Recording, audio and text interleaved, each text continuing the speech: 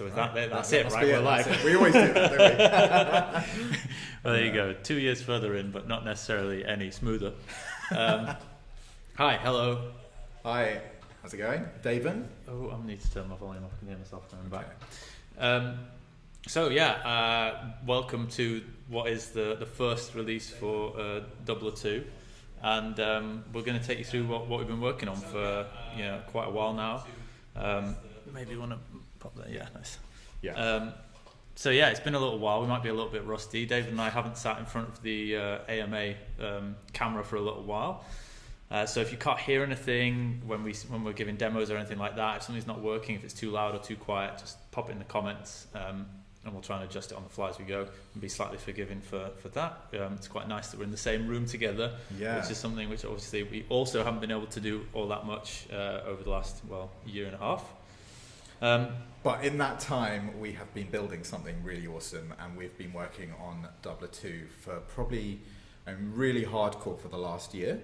But it's been in development for maybe 2 years. Some of that was kind of improving Dubler 1 and then building a really good foundation for Dubler 2. And we grew the team, and we brought in some more engineers that were kind of able to, you'll see what Dubler 2 looks like. And I think maybe let's just go straight in. We haven't got any particular script for how we're going to go through the demo and stuff, but I guess we'll start by giving a little overview. Yeah. Maybe Daven, you want to take us into a profile, something like that, and talk us through some of the differences between Dubler 1 and Dubler 2. We've got comments and questions coming in. We've had some questions already. I guess we'll start with a little bit of a demo and then take from there. Great. Okay. Well, the first thing that if you used Dubler before, you knew that Dubler kind of just was one screen, and then it had a control panel at the bottom. But now what we've got is like a tab system, and the key kind of tab is play, and that's where the key tab is key. Sorry. The play tab is play. The main tab is play. Your great tab is play, and I've already got some triggers trained on the left hand side, so we've moved away from the circles and lines, which were great, but now we've got a kind of a sort of more hardware look going on. More traditional kind of drum pad. Absolutely. System. And so this is trained, and you can see it lighting up. It looks really good, and we've got a nice VU meter on the left hand side. We didn't have one of those in Dubler. No. And then on the right hand side, you've got the sort of pitch area. You can see it takes up a lot more of the screen, but you'll see the familiar elements there. So you've got your pitch wheel. Quite a nice upgrade there. And you can see the dials on the right hand side.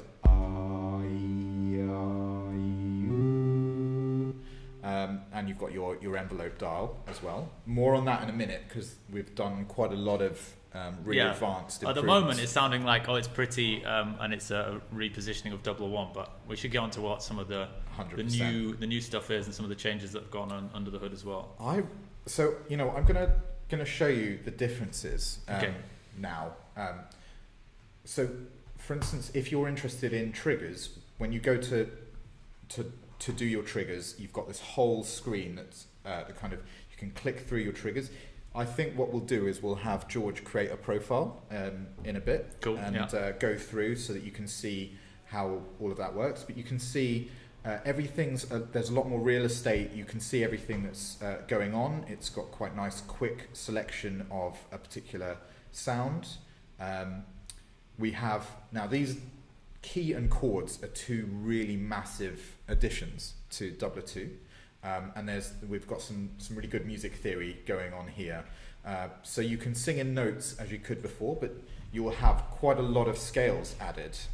So in Dubler 1 we had major, minor, pentatonic major, pentatonic minor. Mm-hmm. Was that it? I think that was it. No. Now look at this. You've got Hungarian Gypsy minor, Aeolian dominant. It's pretty cool. We've got loads of these kind of different scales that you can work with. You can preview them as well. that Yeah. But yeah, you can. Yeah. So we're in beta at the moment, and we've still got a couple of weeks to go. But we're getting there. And then we've got this other screen, which is chords. I can turn that on. Do you want to? Yeah. So again, we had some chord functionality in Dubler 1, but it was a 3-note triad, and there wasn't really that much going on there. It was a really nice feature that we managed to get in as like a last-minute addition to Dubler 1 that we put a little bit of work in. But this is a much bigger feature. So for the way that Dubler 2 works is you're always in a key, and what we saw there on the key screen is that you can be in different restrictions. You can be in more limited restriction than a full key, like maybe you're just restricted to 3 notes, but you'll always be under a parent kind of key. And that's really important because then that allows us to do a lot more interesting stuff on the kind of chords mapping. So we already have some presets. So every different scale has you can have a triad preset. Here you can see we're mapping the individual notes in the scale to a chord. Yep, go ahead. Yeah. Okay, so I could hit. We've got different preset types. So I could hit pop advanced. Yeah, so what's happening there is it's changing the mapping between the note in the scale to the chord that gets triggered when you sing that note. So yeah, we've got some presets in there already. We'll be adding more. Every scale has a preset, and if you wanted to, you can go ahead and edit it and make your own kind of custom version. So yeah, Daven's on the F. So yeah, I'm on the F major at the moment, and then I can pick. So if I'm interested, I can pick a different note for the F, and then. And you see there it's like major sevenths and stuff, so we've got more complex chord shapes and stuff like that. There's also, so we didn't actually point out, we're actually currently in a key restriction of C major, so all of these chords are based off that scale. But also we've got these things at the bottom here, so it's not just the chord, but also the voicing of it that you can change. So that's the spread of the notes, the width of the chord, and the way that the notes in it are played on the piano roll. So I'll give you a quick demo of that. Okay, so if we go back to here, you can see the keys that are being played. Now you can see that's quite triad-like. If I go back to chords and I put a big spread on it, you can also add in the root note bass line, which plays the root note an octave down. And then something called octave follow. I mean, you could explain that. Yeah, so that's to do with where in the piano you're actually playing the chord, and if you have follow on, it's going to follow the pitch of your input vocal. So if I go up, then the chord's going to go up. But if you have it off, it's just going to centralize it around whatever octave you're at. So now I've got spread on. You should be able to see a decent spread. Sorry, people asking if we can just have the Dubler screen. The camera's taking up a chunk. Oh yeah. Dubler software. Okay, so let me just do some OBS magic. Fun. Look at us. We've shrunk. How's that? How's that, guys? We're waiting. There we go. There we go. Yeah. Okay. So hopefully that's enough. I'm going to move Dubler up to the top left as well.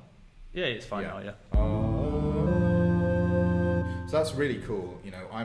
I'm just singing a single note and it's spread out all over the keyboard.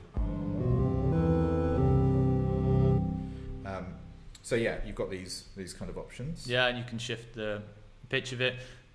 Another thing, I don't know if there's so many little things that are all interwoven that I don't know if I'm jumping ahead of myself, but I should point out that what you're actually hearing back at the moment is audio from Dubler. That's right? We're not on a door. Yeah, that's a pretty big feature. We have audio built into Dubler now, and the idea behind it was that we would have some sort of test tone, but that's really evolved into a system where we have a lot more going on than that. So we've got presets, and as time goes on, we'll release more presets. So there's this one called boards, but you could have like a trumpety sound. But what's going on there? Because if we don't want to skip ahead. Yeah. But with Dubler 1, if you sent out anything that was pitched, you could choose which channel you wanted to send it to. So traditionally, we'd send triggers to channel 10 and pitch to channel 1, and you could change it. We've got the same thing in Dubler 2, but we've also separated out pitch and chords. So you could send out pitch and chords on the same channel, but we've given you the option where you could send them out to 2 separate channels. And that's really cool because, like, for example, when you're using the inbuilt, you could set the pitch and the chords to the same instrument, but here we're able to kind of spread them over 2 different things. So go. So there's the nice pad in the background and that trumpet going there. So we've already got lost. We skipped yeah, ahead. We did skip ahead. I mean, there's so much. It's just so many different things to talk about. I mean, sorry that we're not like super organised on this, but yeah. So what's the next thing that we should look at, George? Well, if we flick back to the play tab 1 second. So as David was saying at the start, this is the screen that actually you'd spend most of the time in when you're using Dubler, either producing something in your DAW or live performance or whatever. But you can see that a lot of these things that we've mentioned where we have a dedicated tab for it, like key or chords, we do have little kind of shortcuts within the play screen. So you can change the key through a drop down there. And if you want to do something more significant, or you want Dubler to suggest what key you're in or whatever, that's when you go to the key screen. But you can still do stuff like you can click on the D sharp note or something like that, or one of the notes on the piano roll or the pitch wheel. You can still deselect notes and do some editing in play, but if you want to make something more custom, you go to the key tab. And it's the same again with the chords. You can see you can turn chords on and off there, and you can even change the chord preset, so it's on triads at the moment because we're in a slightly unusual key. But if you want to do something more sophisticated or create custom mapping, you can do that if you go to the chords tab. So yeah, you've always got the kind of quick selection things if you want to change something whilst you're doing a live performance or in a set, but if you want to edit your actual preset behind it, you do that in the individual tabs. That's a really good point. We kind of expect you to be in the play screen 99% of the time, and it's just the other tabs are really for configuration. And I almost think we should go straight to pitch bend now. Yeah, let's do it. Because I mean, we've talked about all the other things that you can actually alter from the play screen, but we have the pitch bend button. And there was a question early on. Not been for. It was right at the start. It's my one job. There was a chap who was saying, "I'm really hoping for an improvement to pitch bend, basically pitch bend control." And where is it? I think it's like just under the thing. Oh, there, right there. Okay. Yeah, Tony says hoping for better pitch bend control. Right. Well, so when we saw that, we were like, yes. I'm really glad someone suggested that. Right. So we have some pretty cool pitch bend control going on now. I'm going to just quickly go to assign, which is where you can control pitch bend response. But we have 2 types of pitch bend, and the default one is one that we have called Intellibend. Trademark. Yeah, trademark. How would you describe Intellibend, George? It's something we've talked about a lot. And, being honest, I think when we started working on Intellibend, it really opened up lots of ideas. And I think it's a really exciting area because the voice is so naturally well suited to pitch bend that as soon as you start to kind of work in that area, you can come up with lots of cool ideas. And I think on Dubler 1 we recognise that, so we put pitch bend in. One of the challenges that we faced is it follows the pitch of your voice very accurately, for better or worse, and I think that's always it's one of the things with Dubler that we've always kind of have to strike a balance with, because the question you get is, can we have more accurate like MIDI notes and stuff like that? And the thing is, well, what we are getting is accurate. Like the pitch recognition stuff is very accurate. The voice going in may or may not be so accurate, and so we do lots of things to do with key restrictions and stuff like that. And there's other stuff going on with the MIDI notes to try and help with that. But when it comes to pitch bend, if you're saying, cool, we're just going to follow the pitch that's coming in, then if you're trying to hold a note and you're not bending, then you might be a bit sharp, you might be a bit flat, you could be all over the place, and it's just a true reflection of what your input pitch was, which is really cool, but it does make it somewhat challenging to get out exactly what you want. Anyway, that was the intro. So what that led to was, can we have something which allows you to hold a note when you want to hold it, kind of anchors you to that note, but allows you to bend away from it when you want to bend away from it, and that's the basis of Intellibend. And we've been talking about this for a while. We've been talking about it for a couple of years. We're like, okay, well, pitch bend is really cool because it's so expressive, but it's almost too expressive. It isn't the case of my voice. Yeah, exactly, because you're just wobbling all over the place. And we were talking about an 808 mode where, you know, you hear bass lines and it's kind of like, and we were calling it bend and slide. Yeah. And this is, you know, if Mac's on the call, I don't know if this is 808 mode, but I'm really hoping maybe it is. Yeah, I mean, if you put it with a bassy sound, this is like it's bend and slide really. So let me just kind of sort of sing. So that's just without pitch bend, and this is with Intellibend.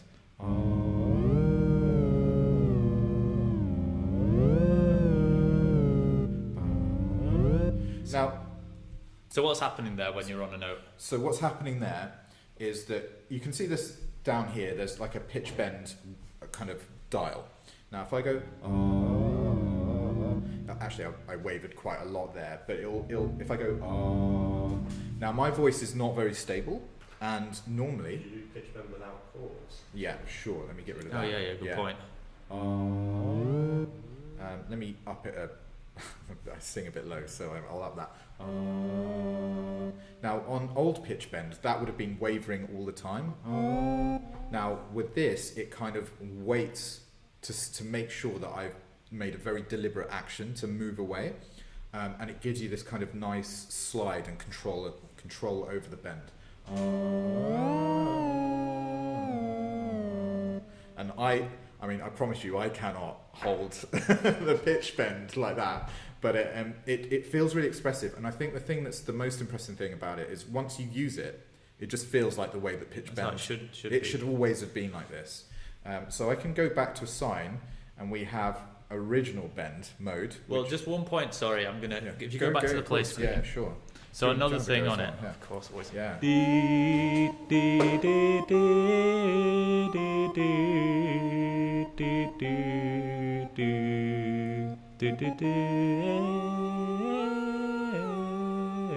Can we get out of this really random key? Yeah. What would you like? Let's put it in, minor. Minor. Okay.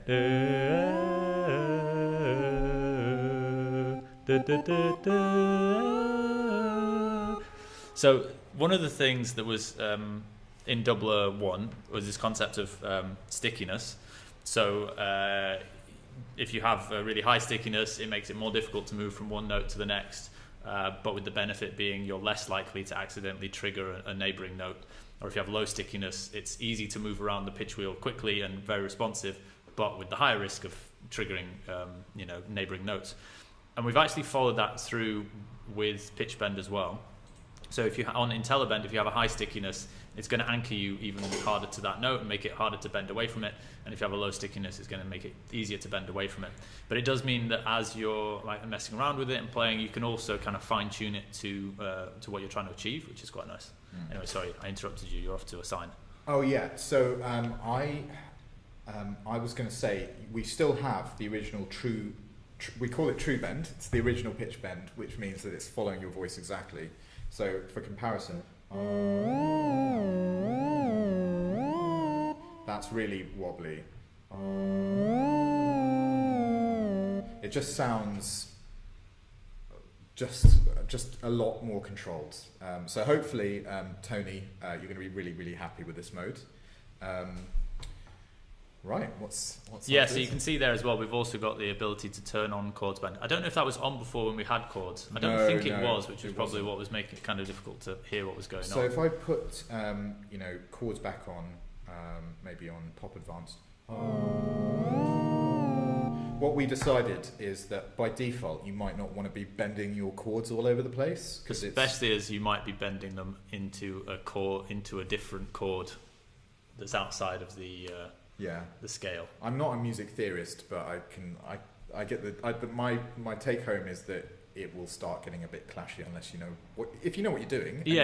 And you set up your chords tab, like we've shown. You can click on this and you can pick the right chord. What's really cool is that we're really happy about this chords wheel that kind of gives you this geometric Yeah, it's funny. display Neither it. we've got like there's people in the team that have much better music theory than us. So don't think that it's like two idiots behind the music theory. There has been a lot of music theory going into it. But one of the things that's been really nice for David and I is like actually being able to learn a little bit more about it, because that's one of the things that Dubler 2 we set out to kind of achieve, was to make it quite clear, communicating what was going on. You know, in the chords tab, it shows you what notes are in the chords. You can flick around them. In the key, you can see very easily which notes are in the key, and using the pitch wheel as well. And yeah, certainly my like grasp of it is improving by using Dubler 2. I would say that mine hasn't improved that much because Be honest. because I've spent so much time coding, right? But what I've really loved when I've implemented stuff like this is that even though I don't really have a good grasp of the music theory, with Dubler I'm just singing, and then I'm just like, okay, click on that. How does that sound? Oh, that sounds better or worse. So yeah, because we've got this kind of intuitive way of working and a really nice click on this and click on that until you've found what sounds good, it's kind of click until it sounds good, which is great. So it's one approach. It works at all levels of musician, like non-musicians too. So yeah, back on the science thing. Yeah, you can put chord bend on. So there it's bending the whole chord as well. It's bending everything. Maybe on the chords tab you want to pop us back on like a normal preset, because we've been clicking around and stuff and we don't want it to end up sounding that weird, just in case we use it. So maybe another thing we want to talk about is the other stuff that you see in the assign tab. Yeah. So just as we had in Dubler 2, another part in Dubler 1, another part of what's so great with the voice is that you can obviously put a lot more expression into the way you sing an individual note, more so than you might, playing a piano, you play a note just one way, it's just the C or whatever. But of course, with the voice, you can go E, A, U, or whatever you want. So we map those vowels into dials, and then you can use those to control CC values in your DAW, and you can map those to effects, you can parameters or whatever. One of the challenges with using it is often trying to have that subtle control on the input side to make sure if I want to turn the vowel all the way around, I can do it. It's reacting well to my voice. And also on the output side, like you can do it in a lot of DAWs if you're using, Fruity Loops or Ableton or Logic or whatever. You can go in there and you can change the incoming CC value range for whatever dial you're controlling. But it can be like a little bit fiddly, and getting that set up exactly how you want could take a little bit of time. And so we thought, how can we improve that? And we came up with this like input and output mapping system for vowels. So what you can do now is change the input range. So if you give us like a couple of vowel sounds, I mean, this slightly change your voice, you'd expect it to go like. Okay, but say you've done it too well for my example. I'm going to do a bad example. So when I'm going like I'm not quite turning it all the way around. Yeah. So what I could do is then slide down the max on the R dial. I could put it all the way down. Like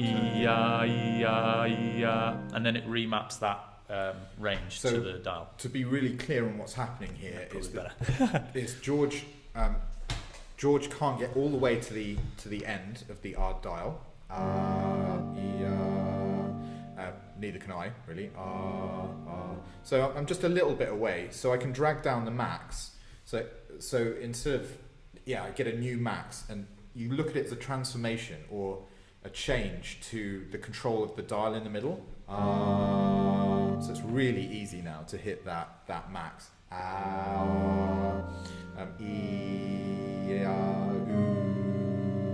So my oo's not particularly good as well. I can reduce that down. So now it's easy for me to hit E. So that's the left hand side. That's the input side, yeah. Yeah. So then you can also map it on the output side, and what that does is stretch the whole dial to between what your minimum output value and your maximum output value are. So the full range being 0 to 127, but maybe actually you only want, that would be a pretty extreme effect to change a filter basically from on to off, or change your frequency from the minimum to the maximum on a synth. So maybe you actually only want to play within a certain range. So you can drag up a slider from the bottom. You can actually drag up the minimum here as well. You can drag it up. So maybe I've got a filter and I only really, maybe it's from 0 to 10 kilohertz, something like that. I don't want to go... Let's get it technical. So maybe I don't want to go to 0, so I'll start at like 4 kilohertz, and I'll go up to however far that is, and you can see that mapping there gets me that control. My filter won't go completely on or off. I mean, this is actually something you could do in a DAW.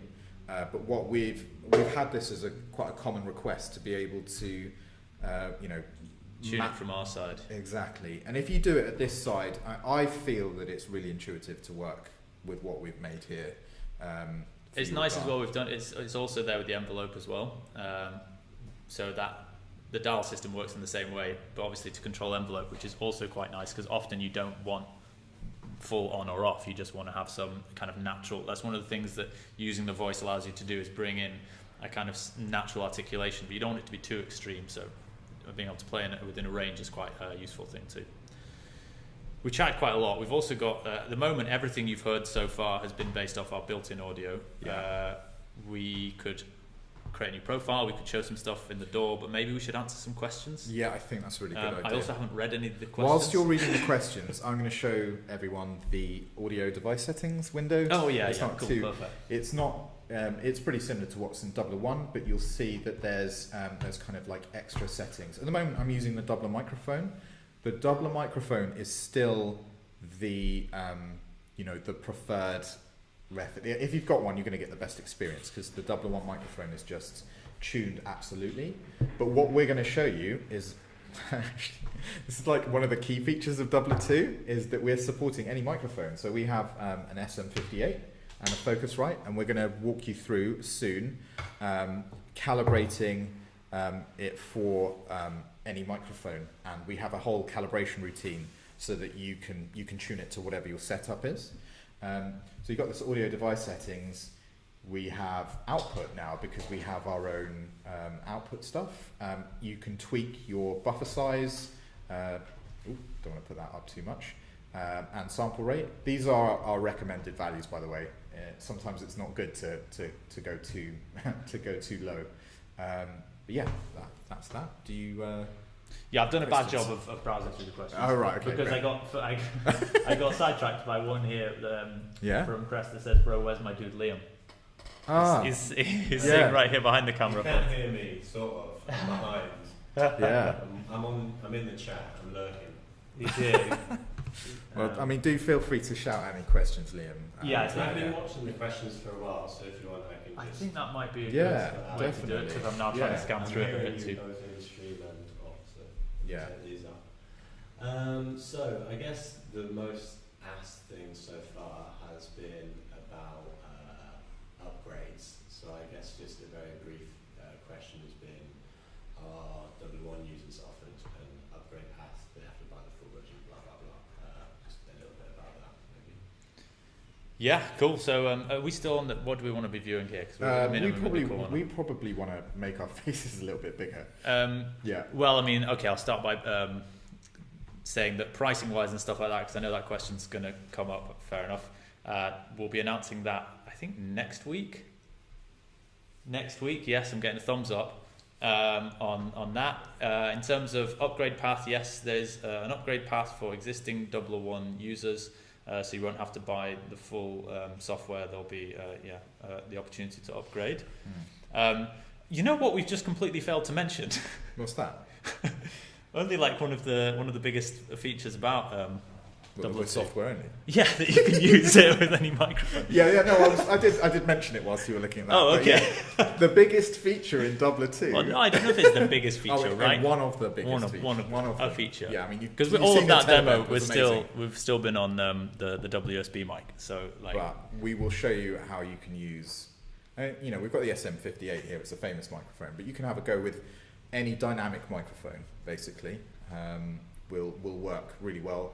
You could try it with a condenser. We don't guarantee that it's going to work really well with a condenser, but it will work, especially in a studio setting. In a live setting, you'll definitely want a dynamic microphone. Yeah. Yeah, but we'll improve that as time goes on. Who knows? Yeah. I think so. One of the reasons that jumped to my mind is because when thinking about the upgrade path, there's going to be just checking my notes. There's going to be a free trial, so everybody will be able to try Dubler 2. Now, obviously, so another question that came up, and so I'll roll into this at the same time that I saw, was someone was asking about the hardware, and is there any difference in hardware between Dubler Studio Kit 1 and Dubler Studio Kit 2? And the answer to that is no. So we have still, Dubler Studio Kit, Dubler 2 is still optimized for the Dubler USB microphone. That's what we're doing a lot of these demos on there. We're going to go through the calibration process, because part of it is being able to use your own microphone. But anyway, if you wanted to, in order to use the free trial, you're going to have either a Dubler USB microphone, in which case, happy days, plug it in. It's going to be optimized, no calibration process necessary, or you're going to have your own, audio input that you can calibrate with Dubler. But assuming that you have some kind of audio input device, everybody is going to be able to try Dubler 2, which is super exciting. Yeah. So the key take home is software only, and that kind of makes the upgrade paths interesting, right? Because if you have Dubler 2, if you have Dubler 1, that's the thing, you will be able to upgrade to Dubler 2, because the Dubler microphone, you're going to have the best experience, because we're not changing microphone. It still recognises it. Yeah, I don't see us changing microphone. We get a great, great performance from this microphone. We will have upgrade pricing, so it's not going to be like, you need to buy a whole new copy of Dubler 2. Yeah, and you don't need to buy new hardware. And you don't need to buy new hardware, so it will be a big discount from the full price. Like George was saying, hold tight for the announcement on pricing. We're going to release that within the next couple of weeks. A couple of weeks? Where are we at? The release date is on the 28th. Have we said that? Oh my god! Yeah, the release date is on the 28th. So, okay, so the price will be announced before then. No pressure. Okay, a few days time, you'll hear about the pricing. But yeah, we have to put a bit more careful thought into that, and thinking about all the different territories and all that kind of boring stuff. But we will get an announcement to you soon, and hopefully you'll be happy with that. But the take home there is that if you've got Dubler 1, you've bought Dubler 1, if you've got the Dubler microphone, you're going to have the best experience, and there will be discounted upgrade pricing. Yeah. Now, obviously, I should also say we want everyone to try Dubler 2, and hopefully loads of the Dubler 1 people out there using Dubler 1 will want to use Dubler 2 as well. But if for whatever reason you're not there and you will want to upgrade a little bit later or something like that, all of our Dubler 1 content and tutorials and stuff like that are still going to be active and still be there. If you need any support with Dubler 1, we'll still be able to give it. But I think once you've tried Dubler 2 with the trial, hopefully that'll Yeah. Any more questions, Liam? Yeah, so there's a few here. So someone asking, someone said, would there be a quality difference between, say, Dubler mic and an SM58? Right. In terms of a quality difference, right? There may be. I mean, we've tried to do a really good job of this calibration process. Now, the SM58 is an excellent microphone, but the Dubler microphone has had the benefit of years of us tuning to it, tuning all our algorithms to it, tuning the software to it. So yes, the beauty of this is you plug it in and you go. With the SM58, it's a really high quality microphone, as an example, and you'll calibrate it. And hopefully you'll have an experience that's similar to the Dubler microphone. What we would suggest is, if you don't have a great experience straight away, calibrate again. As time goes on, it's a practice sport. You'll get better at calibrating it, and then once you've got a really good calibration setting, leave it alone. Well, the thing there is, though, it's not just like, Dubler mic held next to SM58, which incidentally is a great microphone. And if you were doing a gig where you were putting vocals through it, you know, the SM58 is like the go-to gigging microphone, right? And we're not suggesting that you'd plug in a USB Dubler microphone or something like that. They're very different use cases. But what we've done with Dubler 2 is allow you to use these microphones and calibrate and get a really good experience with it. But it's not just the microphone, it's also the audio interface. Yeah, so with the SM58 that we have is plugged into this this Focusrite here via XLR. And one of the key settings that you have to kind of calibrate it for is gain. So it's a difficult proposition for us because you've got to consider the gain of the microphone itself. The microphone goes into the audio interface, and what we recommend is you kind of put the audio interface into a kind of default or middle volume gain level setting, and then in our software we do our kind of optimization calibration routine. But then if you go and change the dial on your interface or whatever, you're going to need to recalibrate and stuff. So you can get it absolutely set up, and we'll show you the calibration process in a moment. Yeah. But I mean, anyway, it was along with the question was, could you use an SM58? Well, the answer is definitely yes. They're still different microphones. Yeah. Another thing that's also worth pointing out is we're demoing today on Mac, but Dubler 2 will be Mac and Windows dual release.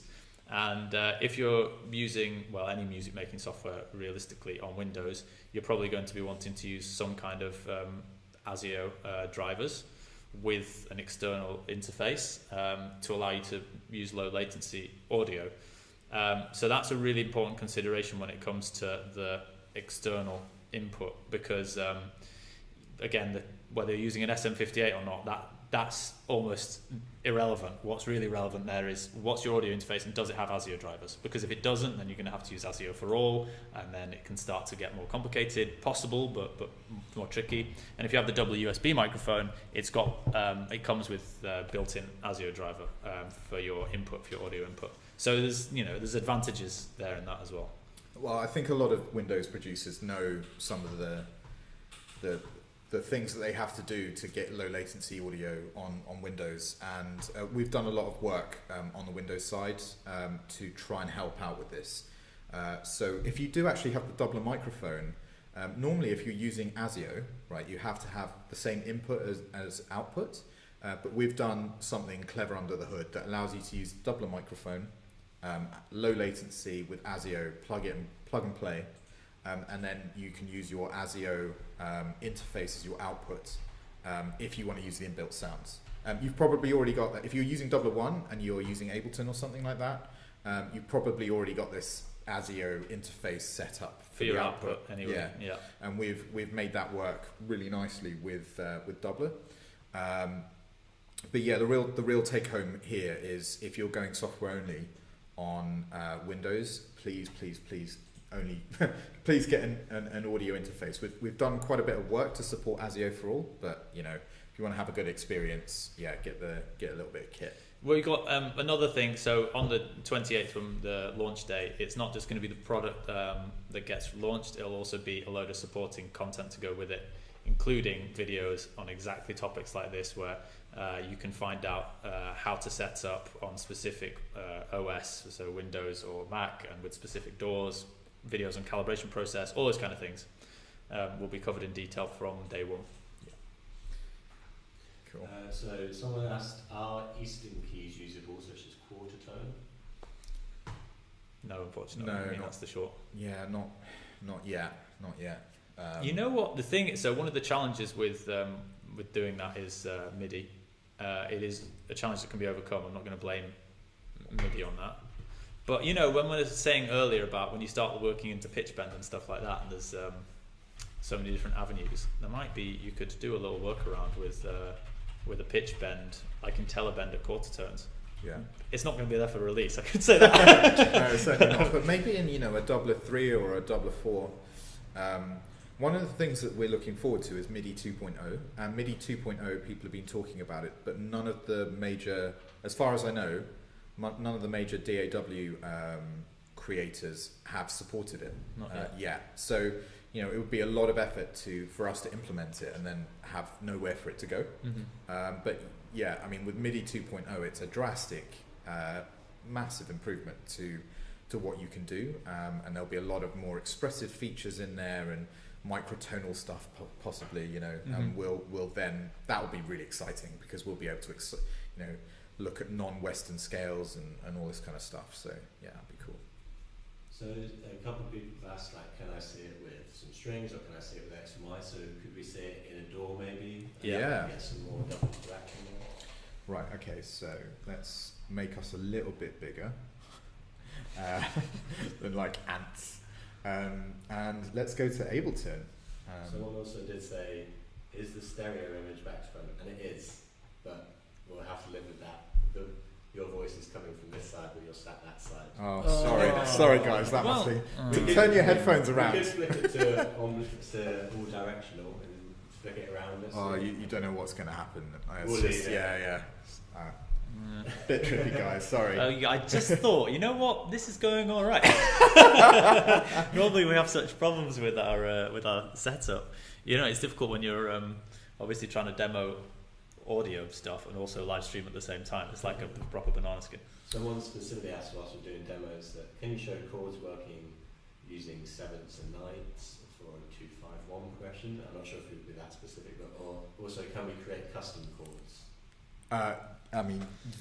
What do we want to go for? You can't create custom chords, but there are a lot of chords that you can choose from in the setup. Yeah, we're jumping around here. What should we do first? Let's answer that chords one, and then let's go off to a DAW. Okay, cool. Okay. So the progression question sounded like I needed a better understanding of chords, so I might not be able to do that bit. Okay. Let's have a little look. So, sorry, should we swap and then look? Yeah. But then then it will. Around. I was going to say then it will come the right way around, but no, that's just me being a moron because obviously that doesn't work like that. Right. Right. Okay. So here we're in the the key of C minor, and we've got one of the presets chosen here is Pop Advanced. We will have the ability to add more presets, and we definitely intend to do so. I don't think they're going to be in before the release date, but it's the kind of thing that we can just keep adding to over time. But anyway, let's just put it on triads. So on the triad preset, you're just mapping directly to the C to the C minor, the D to the D minor. The D's to the D diminished? I'm not exactly sure what happened there. But what you can do is click on any of these notes and then go ahead and change them. So you can't create your own chord, although that is an interesting idea. But what you can do is choose from a whole list of existing chords that fit harmonically within that scale. It's not a list of every possible chord that you could have, otherwise that would be a very long list. But it's those that we've put as fitting harmonically within the scale. If we start getting feedback that actually there's stuff outside of this that people want to be using, then we could roll those in. But it's like one of those things where if you have all the options, it becomes kind of too difficult to even properly comprehend. But yeah, you can come up with some pretty interesting mappings of your own presets if you want. I mean, they diminished sevenths there, for example. Yeah. So you could. Sorry.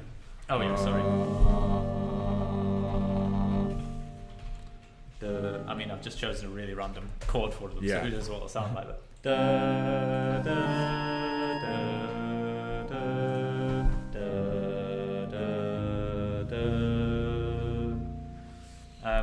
Should we take this opportunity and put it and have some MIDI coming out into let's do it.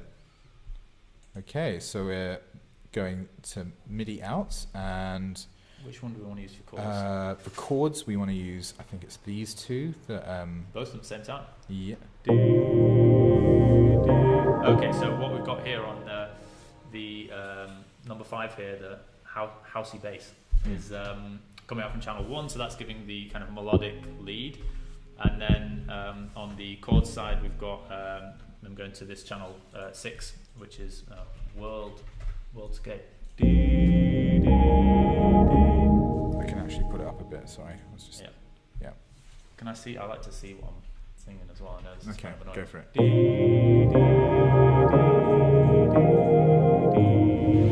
Okay, so let's actually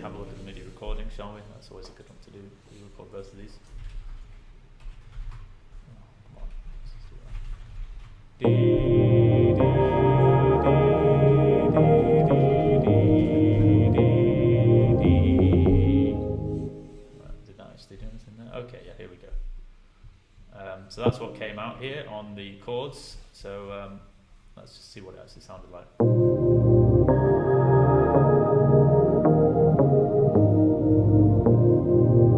That was me wavering there. The output down in Ableton, maybe just turn the master down a bit. Yeah.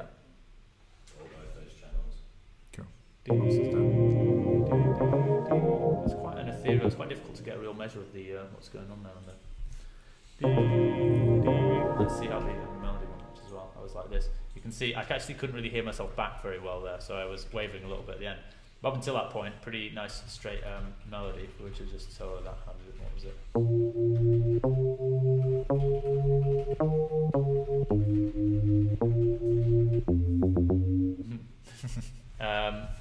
Cool. Right. Where should I go? Where do I go from here? Another question or more demoing? And there was other questions for different instruments and stuff like that. Was there? Or Yeah. Yeah. So if someone wanted to hear it with some strings, or should we switch over to bit of Logic. bit of Logic for that? Bit of Logic action. Yeah. There we go. Also, someone asked for something more syncopated and not just held notes, so maybe something quicker with a plucky sound as well. Okay. Dee dee dee. Oh, Yeah. I need to Arm it. Yeah. Dee dee dee dee dee. Oh, we're on chords with flute. It sounds horrific. Let's get rid of that. Dee dee dee. So, some of these instruments have a very Dee dee dee. You have to be quiet there. a very delayed attack. So try that. Dee. I can barely hear myself back on this. You know what we could do? What's that? Dee dee dee dee dee. Can you hear that, Liam?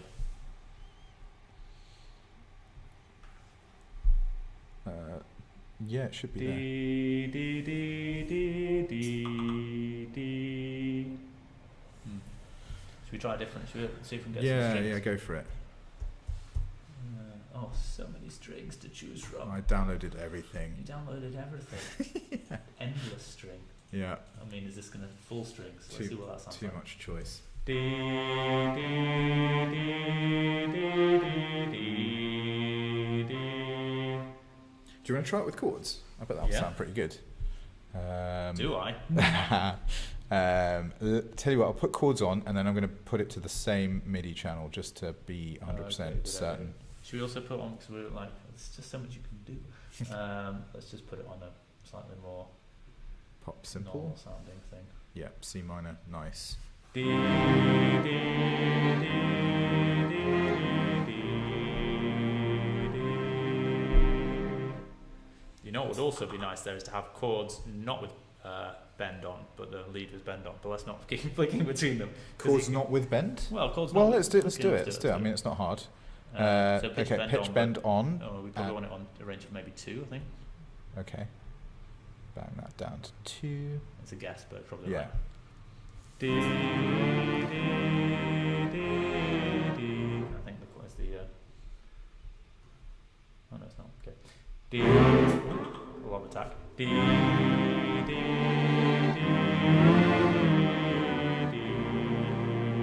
dee, dee. There we go. Yeah. Should we try and do a quicker melody? Yeah, I Take think chords off, because that's really too the much thing going is we don't know.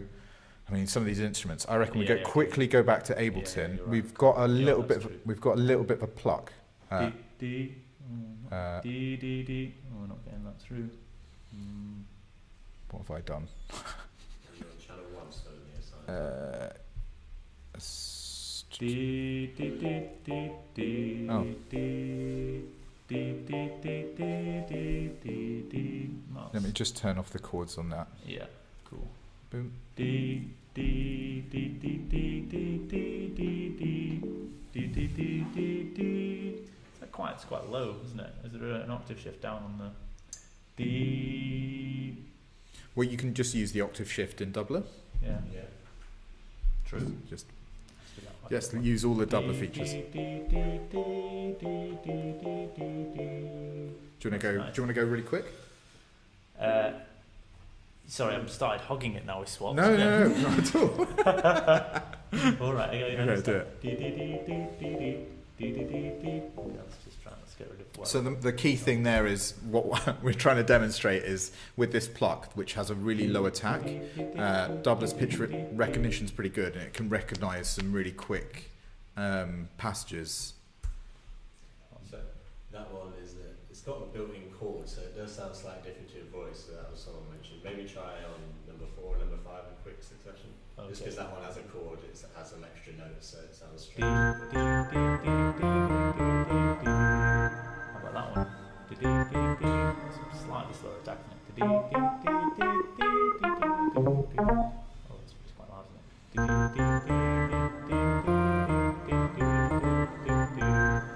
How about that? I've already written a banger, I wasn't even recording.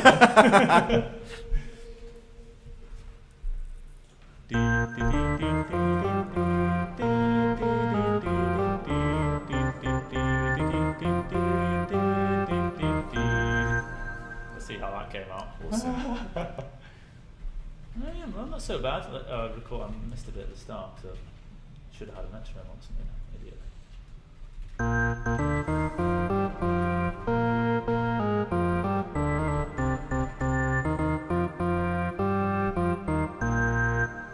Pretty good. Pretty good. It does sound a little bit like an ice cream van. Yeah, but I mean, they say that the people that can't make the music make the tools to make the music. absolutely. And I think we're proving that today. Yeah. I think one of the things that is worth saying on something like that is there's, with any, I don't know, I mean, I'm a pretty poor musician, right? And I do, used to make more music than I do now, but I would never get anything first take. And I think that's one of the things that people can sometimes think is like, oh, I just did this thing, and it's not like I've got to do some cleanup or something like that. Well, you do it a few times or whatever, and here you can see I've actually got it pretty clean. There was like a little bit here. I'd either clean that up afterwards or re-record the melody again, maybe do a few different takes and choose the one that I liked the most. Do you know what? Mm-hmm. I'm thinking we need to segue into calibration. Oh yeah, it's probably about time, isn't it? I mean, it's such a key thing about Dubler 2 is that we support any microphone now, specifically any dynamic microphone. So let's put that, and let's unplug the Dubler microphone. So we are now unplugged. Hold up. Yep, hold up. You can see this warning. We now know if you've unplugged, and we tell you, warn you, and stuff like that. And there are lots of nice little features to kind of help you out like that. But yeah, should we run through the calibration? Yeah, so there's different ways that you might end up getting into the calibration. If you open Dubler and you didn't have a microphone plugged in at the time that is calibrated, either the Dubler USB mic or another mic, because it will save the calibration settings. Obviously, once you've calibrated and got it set, every time you open it up, it's going to remember that device. But if you're opening it up and you don't have one of these devices plugged in, it's going to prompt you to do calibration, or you might end up in a situation that we've just got right now, where you're in the middle of using Dubler, or you've already got it open, and you unplug, and now it's saying, hey, you don't actually have a calibrated device active at the moment. And up here in the kind of device input window, it's saying there's no device. So if I click on this, it's going to take us to the calibration process. So coming up to start with a little warning. We've already kind of been through this. The best kind of devices to use with Dubler 2, which is dynamic microphone and audio interface. And we've tried to make it really easy to use. There's text there, but we've tried to minimize it, make the calibration process fun as well. So once you've done it a couple of times as well, it's super quick. Another thing we actually skipped there is what output you maybe want to have. So if you're using, you want to be using a dynamic microphone, but you can try and experiment with all sorts of things. What we would say is going to give you bad results is trying to use the built-in microphone on your laptop, because it picks up so much background noise, and especially if you're using the speakers on your laptop, you're just going to get into this like infinite feedback loop. So be wary of that. And it's a condenser microphone as well, and a lot of these condenser microphones, they pick up a lot of noise from everywhere, whereas a dynamic microphone has the advantage of being really focused. So yeah, I don't want to say don't. Maybe we'll do some really experimental jazz going on. Yeah, absolutely. Okay, cool. Anyway, let's go into this. So first of all, it's going to prompt you what device you want to choose, and the SM58 is plugged into this Scarlett, so I'll click on that. It's also plugged into channel 1. The sample rate of 44-100 might be tempting to change, but a lot of our algorithms are running at that sample rate, right? Exactly. I mean, don't change it. I mean, some people put it up. It will go all the way up to like 192 kilohertz if you've got the audio interface to support it. But what will happen is that we resample it internally, which just slows everything down. So keep it to 44-100 if you can. So the buffer size, we're running at a 128, which is actually pretty good going, given that we're also running OBS, Logic, and Ableton at the same time. Yeah. And you can see there's a little VU meter here as well. And if you're not getting any audio showing through on this, then you've actually got an issue with audio coming in the first place. So it should be showing something now. Okay, and then Daven already mentioned this earlier. The first thing we're going to ask is to try and get the level on your input in a kind of reasonable range, because if it's too high, the audio is going to clip before it comes in, or if it's too low, we're not even going to be able to hear it. So what you want to do in this stage, the second part, is just kind of getting it right for your device, and you want to use this point to kind of adjust the input gain on your device. Well, it's already pretty much in that kind of target range. If I wanted to, I could turn up and down on the thing, but good to carry on. I'm starting to. We are recorded. We've done lots of videos, including a walkthrough video. Yeah. I'm kind of moving into walkthrough video mode, which is not right. Let's go AMA mode. Okay, next. Okay, so we've done that. Go for it. Okay, well, yeah. So now you basically at this stage, what you want to do is sing in the same way as if you're using Dubler, because that's obviously how you want it to be calibrated for when you're using Dubler. And to kind of help with that, we've got this little target to aim at.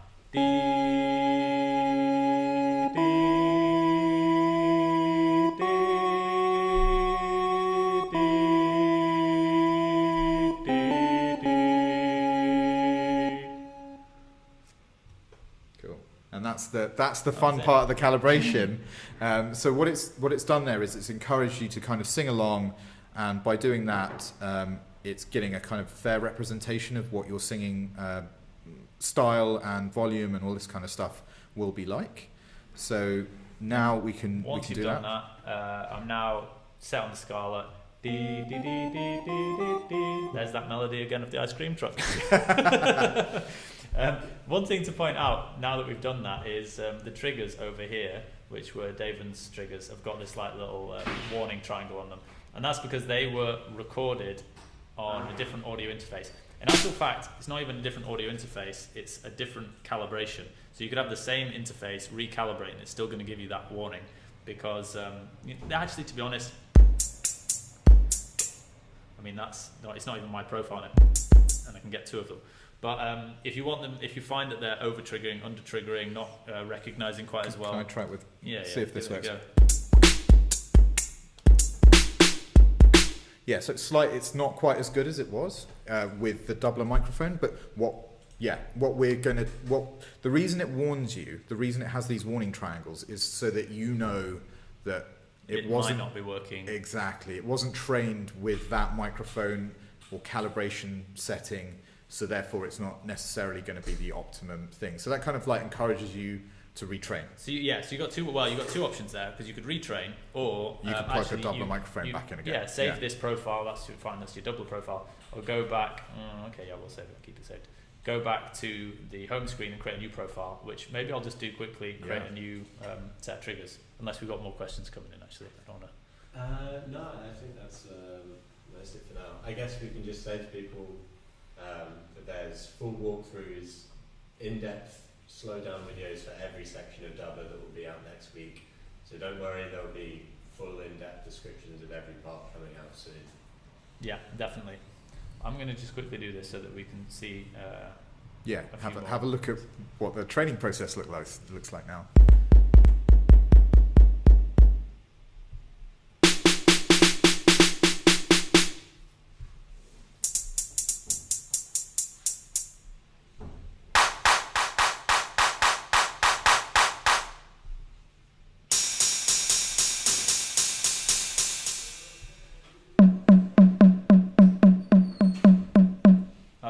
That's my new standard 6. One of these Nice. days I'm going to get up to 7. Right, I'm still working it. I'm aiming to get above 3.